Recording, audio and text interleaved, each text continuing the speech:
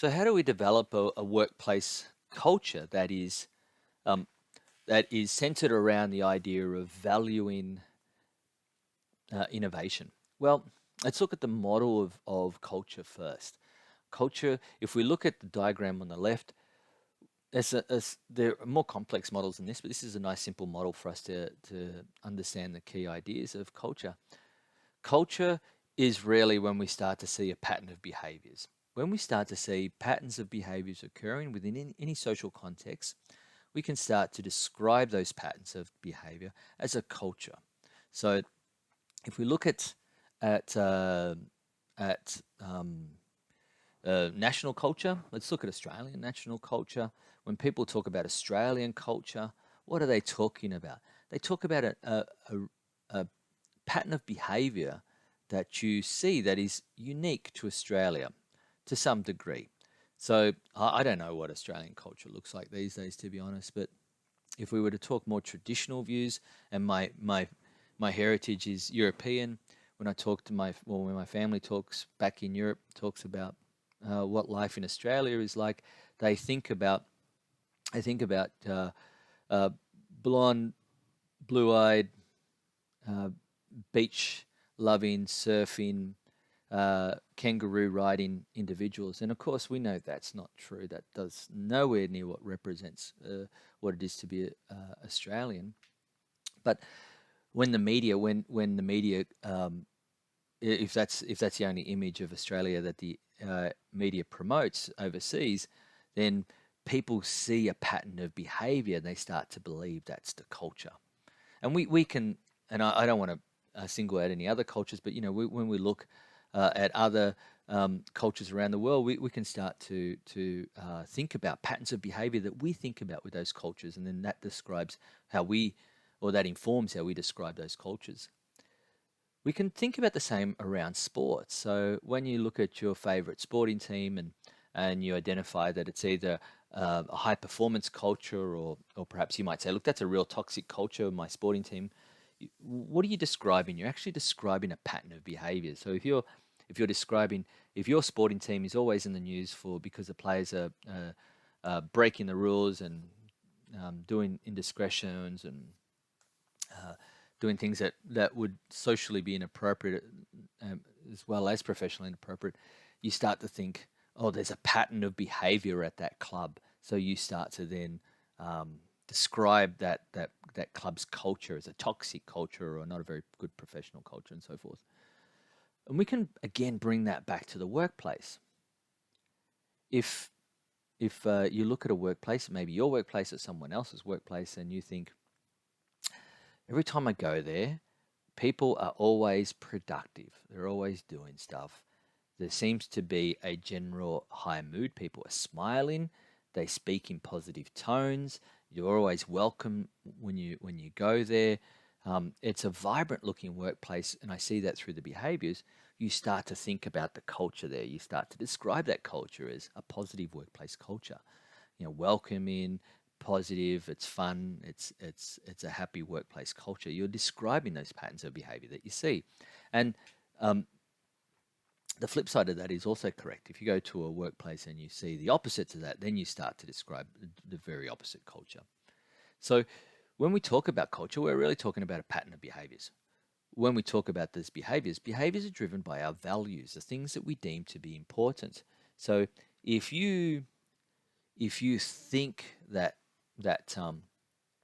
being positive at work is really important, and you think that being nice to other people is really important, and you think that welcoming other people to your workplace is really important, then you're going to behave in a way that drives those values. So you will be welcoming, you will be positive, you will be um, inviting, and so forth. Now, in those behaviors, as managers, we can either amplify those behaviors that drive those values, or we can create barriers for those. So people have values, and those values are driven by manifested in those behaviors, and those behaviors drive the culture. Now, if we, as a leader in the workplace, if we have the opportunity in which to create and enhance those behaviors that promote those values, well, then that's going to promote that culture. So if we've got a good, positive code of conduct, we're fully engaged in communicating with our teams, and as issues arise, we work through them and we deal with them, and people feel like there's they've got management support and there's positive impacts of that. That's going to help to promote that culture. If on the other hand we don't, let's say barriers are created or pop up and we don't deal with those and we don't work at reducing or eliminating those, then people's values will change. So instead of thinking, I think that being welcoming and happy and so forth is really important, they'll start to think, well, you know what? I think looking out for myself is really important. I think that, just showing up and getting paid is important. You start to have a change and it's because we can have both intrinsic and extrinsic values. Intrinsic values can be our really heart, at the core of our existence, close to our heart type values, and that might be around our personal values. And we can have extrinsic values, which are the values that help us to get there. So an intrinsic value for you might be the maximization of happiness and the elimination of pain. So an extrinsic value might be to look out for yourself at work and not expose yourself or trust anybody so you don't get hurt. Now that's a really negative extrinsic value if I talk about negative in the context of the way that's going to manifest itself in terms of behaviors. So you can see how those values can be influenced by the work environment. So our role as leaders is really to drive a positive culture by encouraging those behaviors that support those positive values. So, leaders that drive great cultures, they communicate the importance of culture. This is what we want. These are the behaviors that support that, and we'll lead from the front. We'll role model those behaviors, and we'll have frameworks in place like codes of conduct or agreements of rules and so forth that drive those, that give our team confidence that they're the behaviors that will be supported, and that if there are any breaches of those, there will be actions to be taken. And this is the operate. The leaders manage business processes based on culture. So then that permeates through everything that we do, whatever that culture may be. And we can talk about culture in different contexts. I'm just looking initially at the original culture model. So we can look at culture, and then we can say, okay, well, if that's the model for culture, what are the values and the behaviors that drive a positive, innovative culture? So innovative cultures, and we look at some of the research around this that's coming out, shows that it's really quite complex around innovative cultures, because innovative cultures are categorized as they're tolerant to failure. So if people are going to be creative and they're going to be innovative, you're going to make mistakes. You don't hit every time you swing. And it's a sporting analogy, in case you're wondering. So if, say you're playing cricket or playing baseball or t-ball or anything like that, or tennis, hopefully tennis, the success rate's a bit higher, but you don't necessarily hit every time you swing, but you have to have a swing or else you can't hit. So if you're asking people to be creative and be innovative, you have to sometimes take a chance, and that means there's going to be failure. So an innovative culture is tolerant to failure.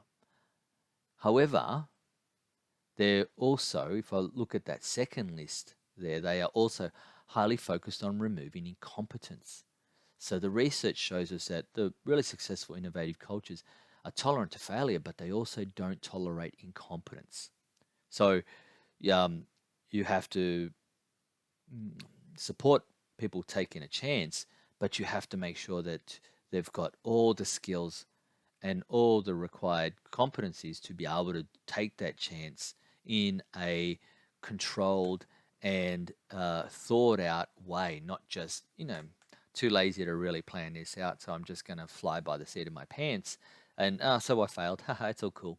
No, that's not what we find in innovative cultures. The successful ones, we find that there is a tolerance to failure, but it's only after due diligence has been taken. That is, that those who are going to take a chance are appropriately skilled, appropriately qualified, and have done all their due diligence in terms of planning and risk assessments and so forth. If we look at the second point to innovative cultures, are characterized by a willingness to experiment. So that idea of willing to step off the worn path, but juxtapose that they're also highly disciplined. So a willingness to experiment doesn't mean that we're not disciplined. We've got to be highly disciplined. And that is, you've got to stay true to the course. You've got to be able to set out a plan and then follow that plan as you've committed to. Innovative cultures, if we go to the third point, are psychologically safe. That means people feel safe from a psychological perspective in that environment. They don't feel like they're going to be bullied or they're going to be harassed or they're going to be under undue stress. But on the other hand, they're also frank and open environments that you get frank feedback. If something isn't up to scratch, you're going to get constructive feedback on that. And people are going to provide that feedback, even if you don't ask for it in some cases. If we look at the fourth one, innovative cultures are characterized by a highly collaborative, but there's also juxtaposed to that a high level of individual accountability. So, we're collaborative, we're all going to work together, but if you're responsible for something, you're going to be held accountable for that. You can't hide in a collaborative team. There's no dark corners for you to hide in an innovative workplace. A successful innovative workplace, collaboration is endorsed, but also this idea that, hey, you've got responsibilities and you're also going to be held accountable to that. And innovative workplaces try to remove the hierarchy, particularly because hierarchy can mean slowness in decision making. But it's got to be juxtaposed by strong leadership at all levels. So if you were going to remove tiers of our hierarchical structure, it means that individuals have to take on more leadership. And that then leads on to things like more accountability. And that then requires greater discipline and greater skill. So you can see how these things start to weave in together and network together. So if we're talking about promoting an innovative culture within our workplace, we're really talking about behaviors that tolerate failure, encourage people to experiment, create a safe space, really encourage collaboration and foster collaboration, try and have the organization as flat as possible, but on the other hand, are also really focused on making sure that everybody is suitably skilled, making sure that we're really disciplined as a team, making sure that we're giving frank and open feedback, constructive feedback, making sure that there's clear accountability across all parts of the organization and that everybody plays a leadership role within the team. And that's really the type of behaviors that promote an innovative workplace. So we start to think about, as a leader, what should we be doing to promote those things? Well, there's lots of things. So here's some research from Workforce around this, saying that it all starts with the organization's missions and values. So the missions and values, the framework from an organization has to say these things, has to promote these behaviors, these values and these behaviors, and then that has to be communicated through the organization. So when people join the team, through your recruitment process, this is who we are. These are the things that we deem to be really important. Do you align with that? And then, so people, when they come onto the organization, they know what they're getting into. They've stuck their hand up and said, yes, that's really important. And then all the training that goes around that, so the induction and all the other training that supports that, is around supporting and communicating what that looks like in greater detail. And then that does into learning development, into our processes and so forth, and our review processes and so forth. So then as a leader, the things that we should be doing is really making sure that we're making that vision clear, we're embedding that within our strategy, that we're modeling those type of behaviors, we're communicating and providing feedback around those areas. And we're really following up and making sure that that's on our radar. And that's so we've got that framework around values and around those behaviors. When I talk about framework, they're set into our vision and our values. We've got the training development. We've got those processes built into that.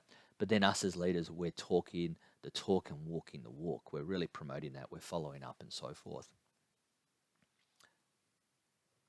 So, when we talk about innovative workplaces, we're talking about workplaces that create and foster um, innovative culture through promoting the values and benefits of innovative ideas and innovative projects, where the workspace, the tools that we have for the work, and the relationship between the team all support that. So they're all in line with those values, they're all in line with those behaviors that we've been encouraging.